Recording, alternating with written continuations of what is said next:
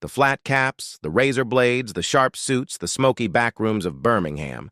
Cillian Murphy's portrayal of Tommy Shelby has captivated millions. But what if I told you the real story of the Peaky Blinders is even more gritty, more complex, and in many ways more fascinating than what you've seen on screen? Forget the romanticized anti-heroes. Today, we're pulling back the curtain on the real Peaky Blinders. So, who were they? The name Peaky Blinders wasn't just one family's enterprise. It was a term for a generation of violent, street-level youth gangs that terrorized Birmingham from the 1880s, long before the show's 1920s setting. These weren't powerful political players or war heroes. They were the product of poverty and industrial slum life. Young men, some as young as 12, with names like Harry Fowles, Ernest Bales, and Stephen McNichol, were the real faces of this menace. Their weapons weren't always hidden razor blades and caps, a detail many historians now dispute, but rather steel-toed boots, belt buckles, knives, and whatever else they could get their hands on. Their game wasn't grand-scale smuggling or fixing horse races like the Shelbys. The real Peaky Blinders were street fighters, robbers, and extortionists. They engaged in brutal turf wars with rival gangs like the Sloggers for control of neighborhoods.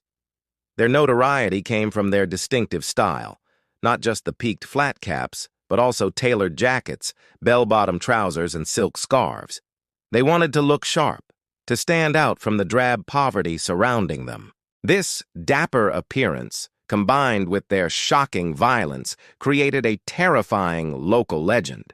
So, were there any real historical figures that inspired the Shelbys? While Tommy Shelby is a fictional creation, there were certainly influential and feared figures within this world. Men like Billy Kimber, who you might recognize from the show, was a real-life gang leader. However, he wasn't a Birmingham rival. He was one of the most powerful gangsters in all of Britain, running racecourse protection rackets. The show took his name and created a new narrative. The core of the real Peaky Blinders wasn't a family dynasty, but a loose, ever-changing collective of desperate young men. What brought an end to this era of street terror? It wasn't a dramatic shootout with London gangsters. The decline of the original Peaky Blinders was a slow burn. It was a combination of stricter policing, with tougher sentences handed down by the courts, and simply the fact that the members grew up. As they aged, the thrill of street brawling faded, replaced by the realities of adult life.